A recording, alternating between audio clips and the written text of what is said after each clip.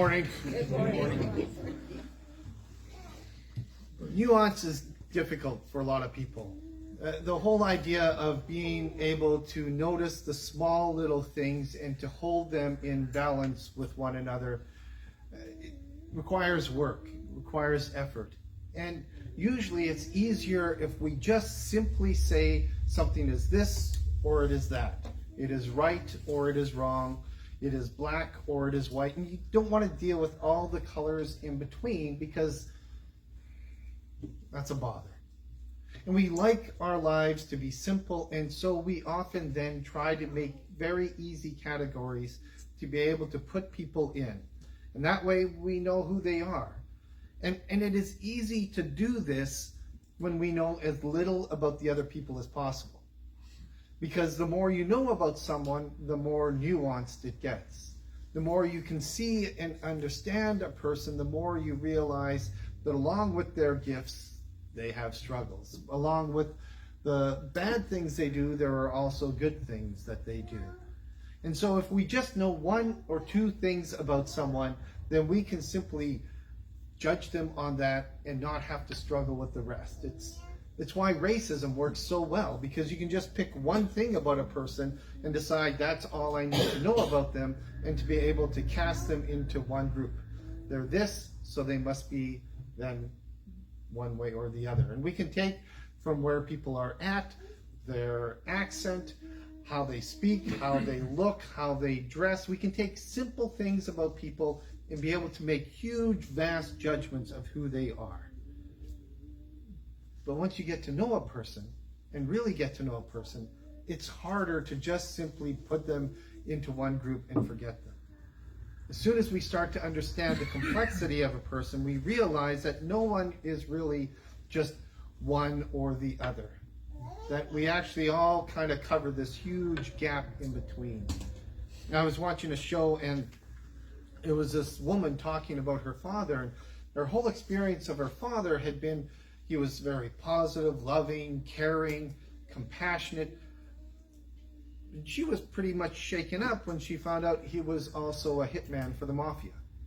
Because she could not, in her mind, equate this kind, gentle man with this ruthless killer. And other people couldn't equate this ruthless killer with this loving, caring father. It's hard. It's easier if we just have one image of a person and we just go with that. But the more complex it gets, the harder it gets. And so we prefer to keep things simple. Which is why we often don't really want to look at ourselves. Because we're complex. If we have a hard time dealing with someone that we know 3 or 4 or 5 or 10 things about, when we look at ourselves, how do we know ourselves? We know the good in us, and we know the not good in us. We know where we have excelled, and we know where we have not. And even the areas where we have done well, we can say, yeah, I went to visit my aunt a lot, but I was also, making sure that my aunt remembered that I was taking care of her. Or when we were mad and we yelled at someone, we would realize, we were yelling at them when we were angry, but we were doing it to protect someone else. And all of our actions become a lot more complex. And so the idea of trying to understand ourselves and who we are, but the problem is if we never look at our motives, if we never examine ourselves, then we will never really be able to grow. And we all need to grow. Part of what James is talking about is that when there is envy in our hearts, or this fierce desire to have something, and we don't recognize it, we sometimes just simply assume that if it's there, it's okay, and we act on those impulses and those feelings without really giving them due process. Because due process, I want it, says, so you take it. But in the taking it, we have done wrong. Simply wanting something, simply needing something that we think, without looking at it and asking why, or examining, or doing the hard work, leads us down to a path that, in the words of James, leads to wickedness. we have to be able to look at ourselves and examine ourselves the same ways that we look at others. We have to be able to be open to realizing that we have gifts and talents, but we also have areas where we need to grow. And just as it is terrible when people make assumptions about us, so we have to be careful when we look at other people. I probably shouldn't say anything now, but I will. So I picked the passages early in the week, and the passage from Proverbs, I forget what the other passage, because I can choose, because at this time they have two Old Testament passages and two Psalms to pick from. And I read the Proverbs one, and I will admit it made me laugh. But it made me laugh because if you read it, you see that the woman is doing all the work. All of it. Like, she is setting up the household, she is feeding the kids, she's feeding the slaves and the servants, she's making sure everyone's warm, she's going out in the field, she's buying fields with the harvest, she's planting it all, she's doing. And what do we know about the husband? He sits at the gate with the elders, being wise, and because he married well. He married someone who's doing all the work, and he's kind of basking the glory of his wife. And the reason why it struck me in this theme is because so often people would look and they'd say, he is a wise man and a good manager, without really paying attention to what's going on. And the sad thing is that throughout history, people have used Scripture and the Bible to somehow have this inequality between men and women, saying somehow men are more able and more qualified than women, when this passage in Proverbs very clearly states that the woman is the competent one here. Like, she is doing absolutely everything, but we miss that if we don't know, if we don't look, if we don't take the time to pay attention. And yeah, if there's anyone who should be sitting down at the gate, it's her. But we make assumptions too quickly about other people, and we make those same things, those same assumptions about who we are by how society sees us. The man should be the one who is respected, and the woman should be the one quietly at home doing absolutely everything. That isn't the way that the world works. And so we have to look at ourselves, even though we have to look at ourselves with a critical eye. We have to examine what are the assumptions we have made and that are not actually right. Well, how are we judging other people in ways that are completely unfair? And how are we looking at ourselves? And of that, probably the hardest thing is to look at ourselves. Because that is where humility comes in. That sense of being able to recognize who we are. Most people would avoid it. And the passage in the gospel is wonderful because, you don't know why, you don't even know that the disciples were arguing, but they're arguing and with this kind of, and you can see their motivation for their argument. They're following Jesus. They have given their lives to this man. And even though they don't understand everything that he's telling them, they know they want to be a part of whatever he's doing. And they want that sense of value of being with Jesus and to being cherished and appreciated for what they are doing. And so they're walking along, and this is now how they're rating their lives in the eyes of Jesus. And so they want to be seen as valuable. They want to be seen as the one who is doing it. And if they're just doing enough, that's not what they want. They want to be seen as being the ones who are ahead of everyone else. That well done. They want to be the ones that are needed. And so you can see, most likely Peter, James, and John, and some of the others talking and saying, well, you did that, but I've done this. And it sounds almost like they're boasting, and probably they are, but what they're really vying for is the appreciation of Jesus. They want to be needed and wanted. They want to be doing a good job. They want that sense of importance. They want not to be better than others, but to be more than others. To be in the front of the line. To be the one that Jesus really, really needs when the chips are down. And in doing that, the only way they can figure out how they belong, by where they are in the whole thing, is by comparing themselves to others. By ranking themselves as, you caught 4 fish the other day and gave them for Jesus. I caught 6. Or, you talked to 3 people and you healed one of them. I healed 4 people, so I'm better. And it's that sense of being able to compare and judge. And that perhaps is where this whole thing starts to fall apart, because we are always looking at others to see who we are.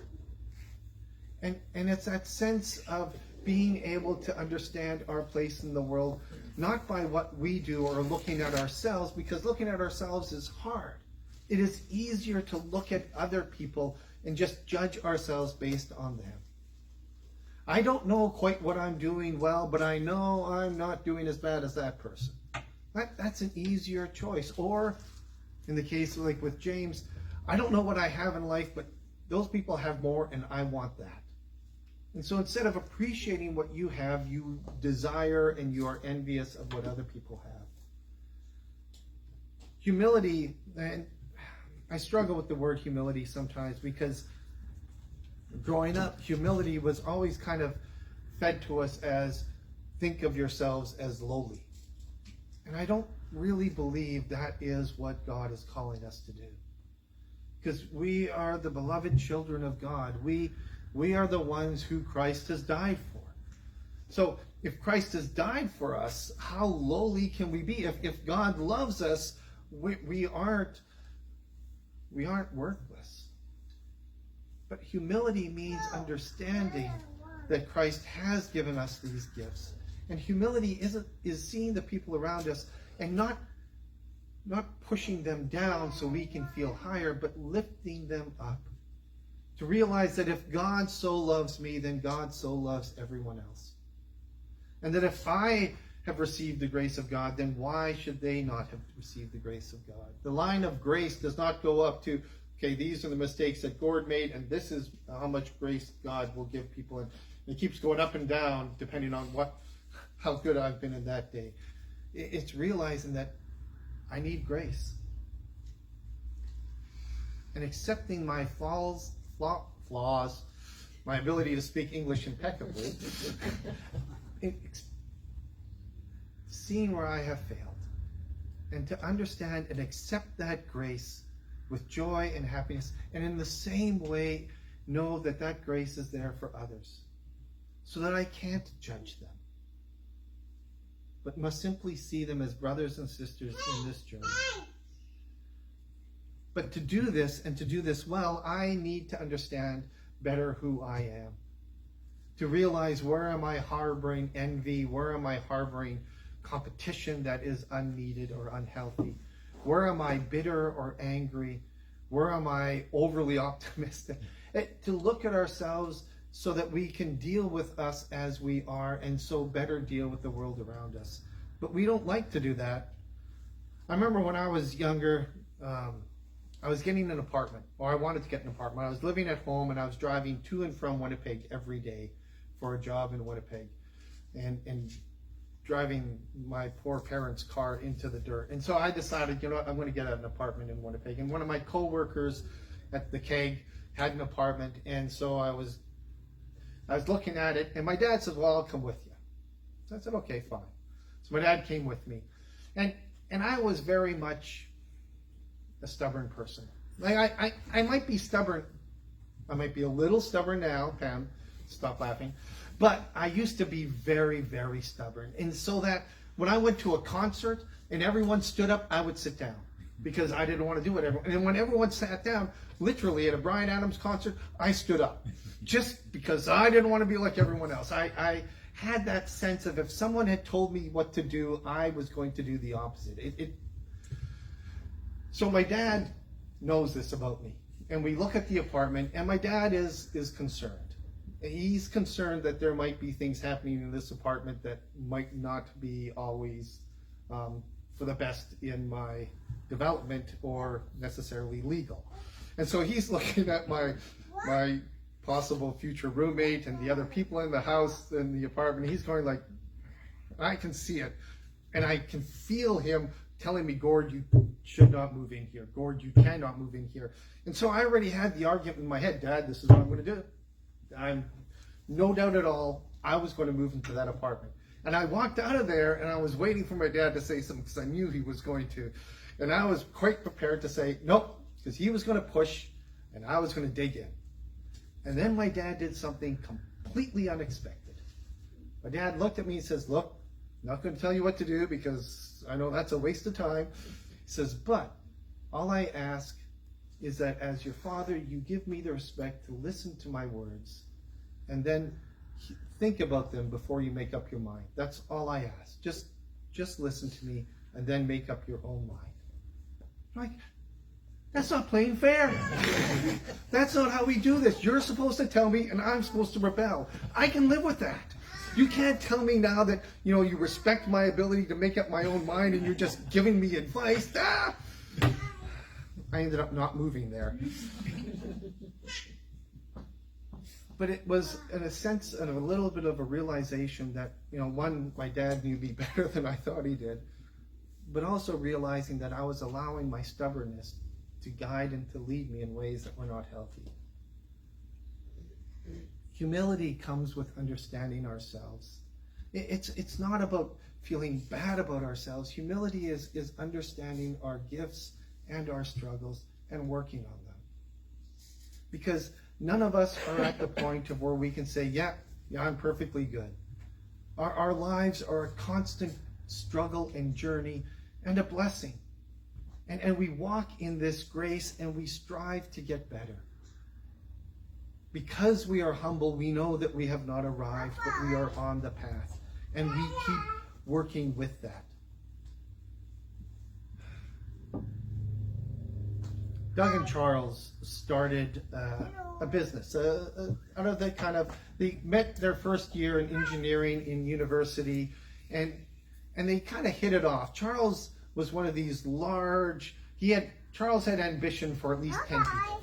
And Charles wanted to rule the world. And Charles was constantly in competition. And Doug was smart, but Doug was a little more relaxed. But they found a sense of how their two personalities just worked. And they worked on a project in their first year and then dropped out in their second year and just started working on stuff.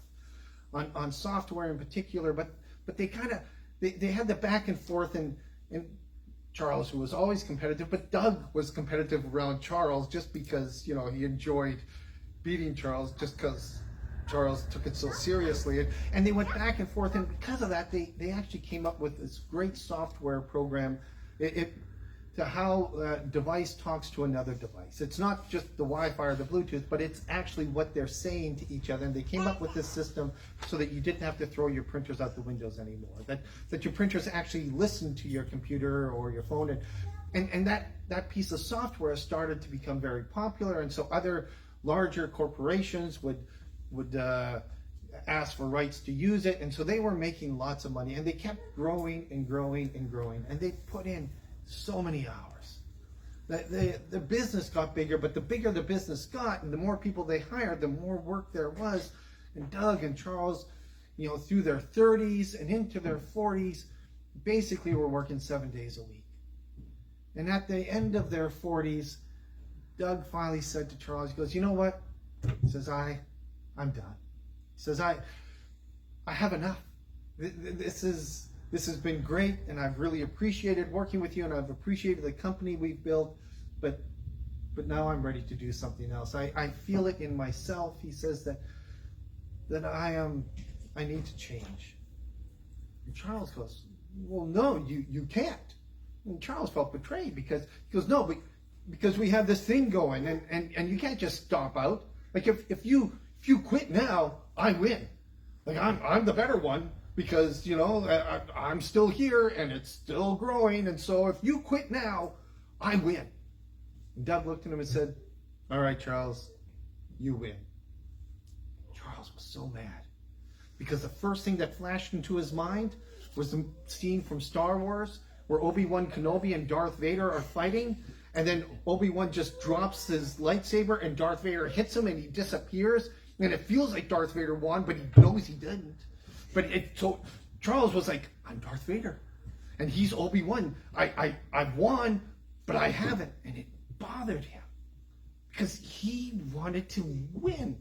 He wanted to know that he was making the better choices than Doug.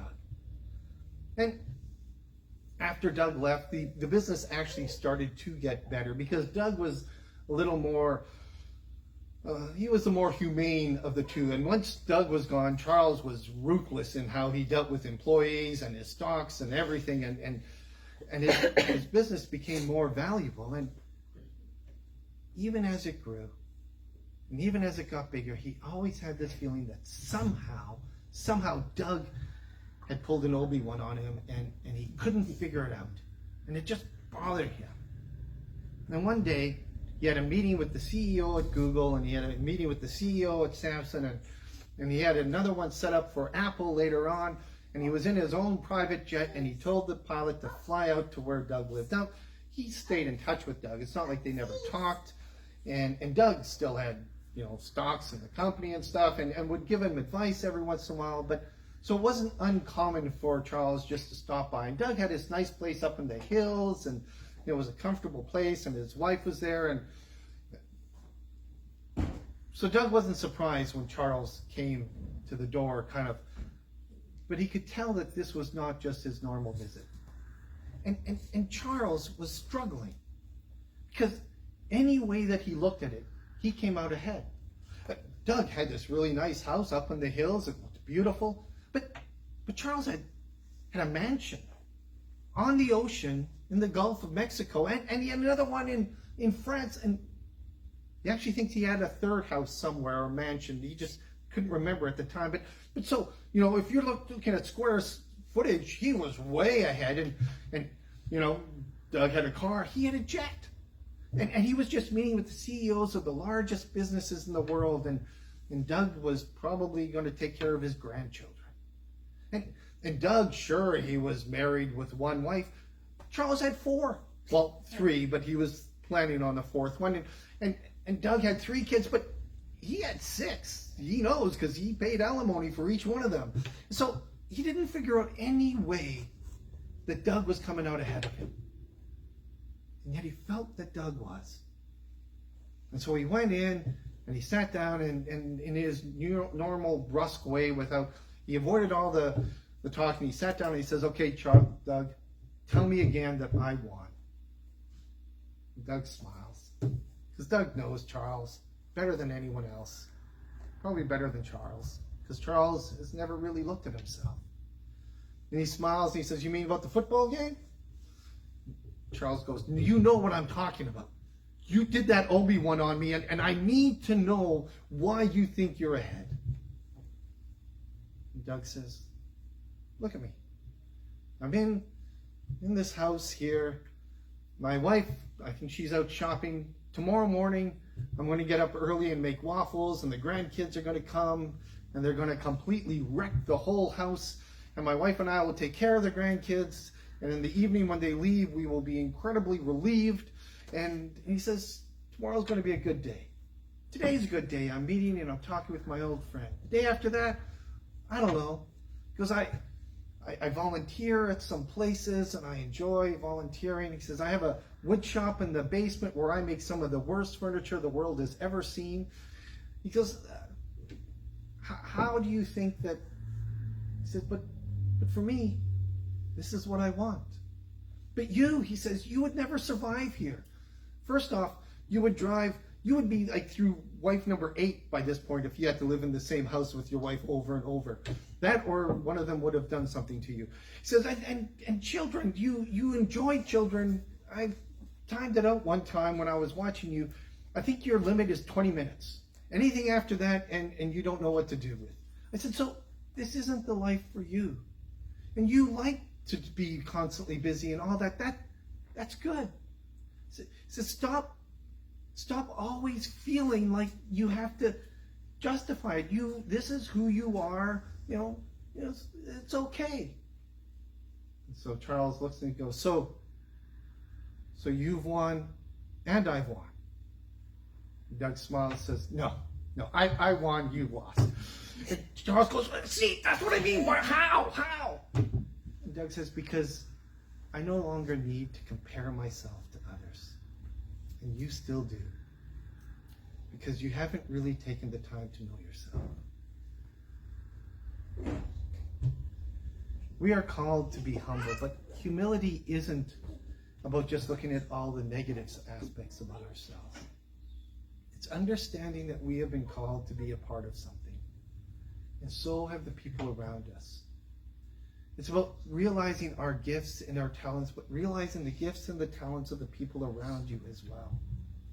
Humility is actually an incredible gift that we have been invited to be a part of. Imagine how much easier it is for the disciples, and this seems to happen after the resurrection, when instead of trying to be better than each other, they work together as, I was going to say brothers and sisters, but just brothers at that point. But then later on with sisters, with the deacons and stuff. But imagine how much better we are when we see each other as brothers and sisters. Not as competitors, but as friends and people that we are called to work with and be along with. People who bless us and whom we get to bless. Humility is a gift that God has called us to, not just so that we can help others, but so that our lives are richer and better too. Remember to see the people around you not as, are they better than this or are they worse than this? But as your brother and sister who is walking on the path with you, leading you and helping you draw closer to God, as hopefully you are doing for them.